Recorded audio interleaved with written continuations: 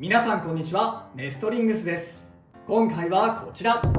新しく発売されたシルバーウルフのパーツを使って 3on3 デッキを作って、この画面に映っているダブルエクストリームスタジアムでバトルしていこうと思います。今回は私野水航とつぶやきさん太郎で対戦していきます。よろしくお願いします。お願いします。それでは早速やっていきましょう。行きましょう。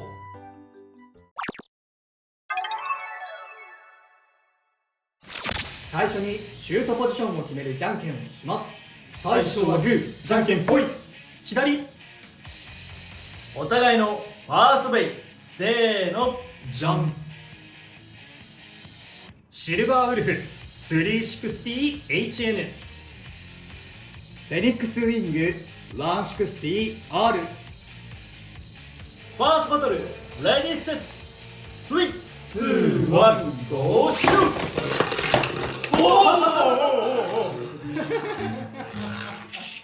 やり直し。すごい。トライグルを思い出したよ今。そんな簡単に飛んでくと思わなかった今。ファーストバトル、レディーセット、3、2、1、ゴーシュー。なんか激しい。なんで今の動きは何だったの？俺ちょっとわかんないんだけど。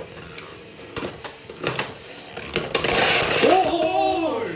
スピンフィニッシュ。シルバーウルフに1ポイント。やったぜ。いや最後の最後で暴れ回ったな。最初のフェニックスの攻撃は一体どこがどうやってああなったのかがやんちゃだったね。わかんない。お互いのセカンドベイ、せーの、じゃん。ヘルズチェイン 960FB、 シルバーウルフ 960B。 セカンドバトル、レディーセット、3、2、1、ゴーシュー。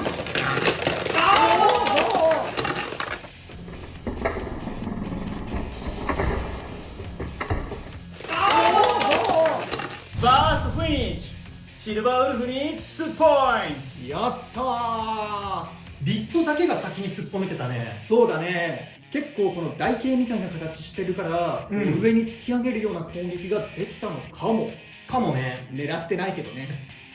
ト。お互いのサードベイ、せーの、じゃん。ベアスクラッチ 560F、 ウィザードロット 360FB。 サードバトル、レディーセット、3、2、1、ゴーシュー。いけベアスクラッチ。いや怖いよ。なんか今中に乗っちゃったな。あー強い刺激。でも真ん中で回って持久戦になればさすがにダメか。スピンフィニッシュ。ウィザードロットに1ポインよーし。いやでもちょっとね途中ヒヤヒヤする場面何回かあったね。こっちもねちょっと中央のエクストリームダッシュも使いたいなって思ったけどうまくいかんかったな。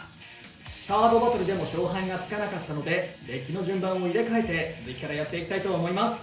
ト。お互いのフォースベイ、せーの、じゃん。シルバーウルフシルバーウルフ。フォースバトル、レディーセット、3、2、1、ゴーシュー。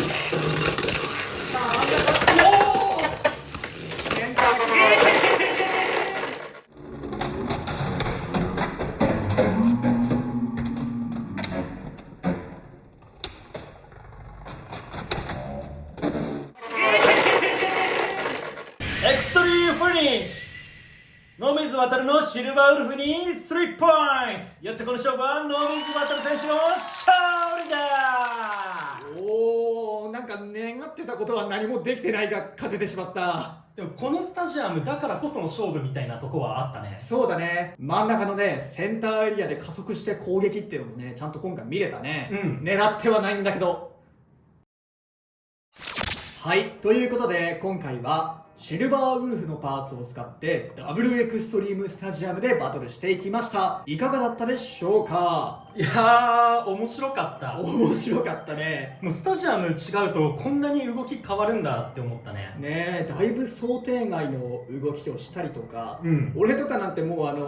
頭で考えていた戦略戦術大概全部違うことをして勝ってるからなんかなんだろうなって思うところは正直ある。先にねちょっとだけ話しておくんだけど、このダブルエクストリームスタジアムって電源を入れていないシングルモードで一応ねエクストリームスタジアム以前のスタジアムと同等のバトルができるって書いてあるんだけど、スタジアムの形状はかなり変わってるんだよね。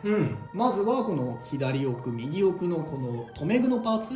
が前にせり出してるから今までここにあった空間がなくなってるっていうのもあるし、もちろんこのねセンターエリアにこの自動昇降する電動ユニットがついたことによって、ここにね一つ溝があって、でここにもね一つ溝があって、ここに結構ねビットが当たって動きが変わったりとかも電源を入れてない状態でもするようになって、でオーバーはね広くなってねリバースがしづらくなったっていうのもあるし、でもねこの前のオーバーの壁はちょっと厚くなってる、高くなってて、でエクストリームフィニッシュの空間も若干小さくなってる。多分ここがでかくなったからかなし、エクストリームラインも結構ちょっと楕円形になっててね、だいぶこのスタジアム単体でも電源入れなくても以前のエクストリームスタジアムとはだいぶ違うバトルができるなと思いましたね。そういうこともあってかやっぱりちょっと狙った想定したバトルとは違う結果になったんじゃないかなと思ってます。いやでもね正直ここのねオーバーが広くなったのとこのエクストリームフィニッシュにポケットというか受け皿ができたの、いや普通のスタジアムにも欲しいよと思った。そう、特に俺が思ったのはこっちのエクストリームポケットの方だね。出てっちゃうもんね。そう、今までエクストリームフィニッシュになった後にベイがどっか飛んでっちゃったりしてさ、なかなか大変だったんだけど、今回エクストリームフィニッシュ決まるとここでベイがとどまって外に飛んでいかないっていうのはいいなって思ったね。あとねここが広くなったからね。俺はなんか前のやつさちょっと小さくてさ、中でこう鋭いベイが回るとさ結構割れちゃったり欠けちゃったりしてさ、ここが一番最初にダメになるパターンって結構あったんだよね。あったね。そう、うちの1台目のねエクストリームスタジオも最初にここが割れちゃってねダメになっちゃったんだけど、いやそれがねだいぶ改善されてるってのはもちろんリバースしづらくはなってしまったけど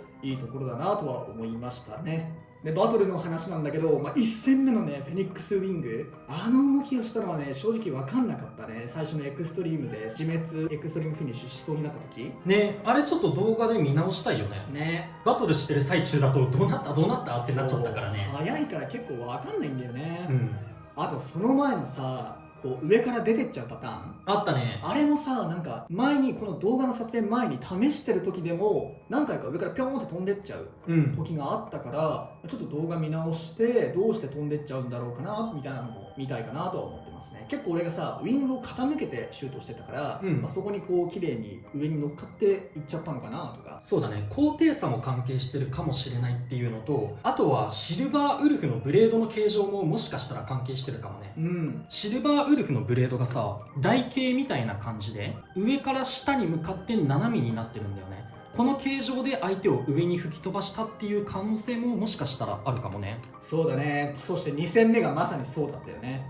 ヘルズチェインの FB とシルバーウルフのバトル。シルバーウルフが相手のねヘルズチェインを上に飛ばしたのか FB だけが外れてしまってバーストっていう感じだったから、確かにこのシルバーウルフ結構そういう下から突き上げるような攻撃ができるのかもなとはあれを見てて思ったね。FB ってさ結構バーストしづらいなとは思ってたんだけどさ、それはつぶやきさん太郎も同じだったかな。そう、それ俺もね動画撮る前に話そうと思ってたんだよ。このフリーボールのビットがさここのギザギザがないからラチェットと噛み合わずにスルスル回ってスタミナロスが少ないよっていうビットなんだけど、このギザギザがない分もしかしたらビットだけすっぽ抜けちゃうんじゃないかなって最初思ってたんだけど、実際に使ってみたらそんなことはなくって、このフリーボールちゃんとフリー回転するけどビットすっぽ抜けづらいなって思って、そのこと話そうと思ってたのに実際試合してみたらちょっと今回はビットだけがすっぽ抜けちゃったな。そう俺もね使っててすっぽ抜けることほぼなかったからちょっと意外だったんだよねあれ。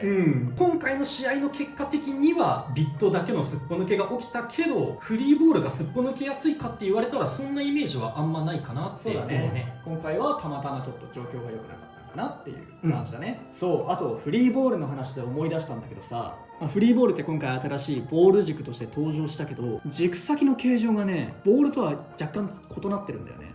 ちょっと細めになってて、やっぱりね気持ちボールよりも倒れやすいような印象があるから、ただすごい倒れやすいとかではないなと思ったね。めちゃめちゃ優秀なビットだなって思う。このフリーボールは使えるよ。今後もちろんこのスタジアムじゃない普通のスタジアムの大会とかでも活躍できるかなとは思ってるね。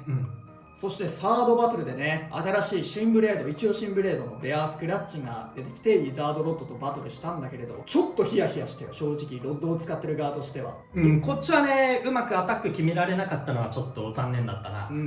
ベアスクラッチは新ブレードとは言っているものの、一応ねライノンホーンがベースとなってる細部が違うタイプのブレードなんだけど、やっぱね重量が軽いからかなり厳しいかなと思ってたんだよ。でもこのスタジアムで電源の入ってる状態だとさ、ちょっとおもろいなと思ったね、正直。そう、撮影前に何回かフリーバトルでねベアスクラッチも使ってたんだけど、うまくエクストリームライン決まると結構相手飛ばしたり、そんな勝率がめちゃめちゃ悪いってほどじゃなくて、このスタジアムの電源ありなら戦えるなって感じた。しかもこれデフォだからね。そうなんだよね。今回このスタジアムについてきたベアスクラッチ 560F で使ってたんだけど、正直さ、言うてライノンホーンのさ別版みたいなものだからそんなに活躍できるわけじゃないでしょうみたいな風に思ってたんだけどさ、このスタジアムについてくるベイとしては最適なベイじゃないかなって見てて思ったね。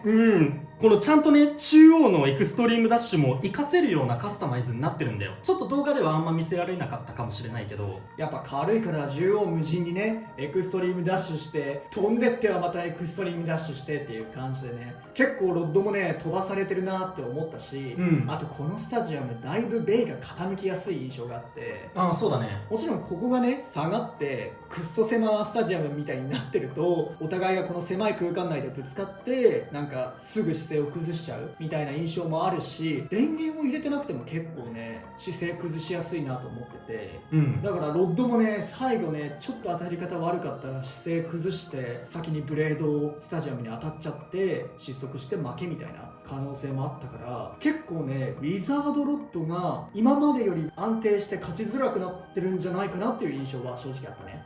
あとシルバーウルフね話し忘れてたけど、このフリー回転するパーツ、これ結構ね相手のアタックをいなすような印象はあるね。音聞いててもねちゃんとこのフリー回転場に当たったなっていうの分かるんだよね。金属音じゃなくてカシュッカシュッみたいな音がするから、今フリー回転で受け流したっていうのが分かるのもいいね。そう、あとシルバーウルフもさ結構持久力高めでさ、ちょっとロッドには劣るかなとは思いつつもかなりいいブレードだから、こいつもね今後大会で出てくるんじゃないかななんていうふうに思ってます。だからマジでシルバーウルフはブレードもビットも強いからかなりおすすめの商品になるかなって思ってます。とはいえこのダブルエクストリームスタジアムも本当に今までのベイバトルとはだいぶ違うねバトルとかすることもできるし、もちろん電源入れてない状態でも結構ね真剣なガチバトルも面白いと思うので、興味のある方はシルバーウルフダブルエクストリームスタジアム買って遊んでみてください。ということでこの動画が良かったらグッドボタンとチャンネル登録よろしくお願いいたします。それではまた次の動画でお会いいたしましょう。バイバイ。バイバーイ。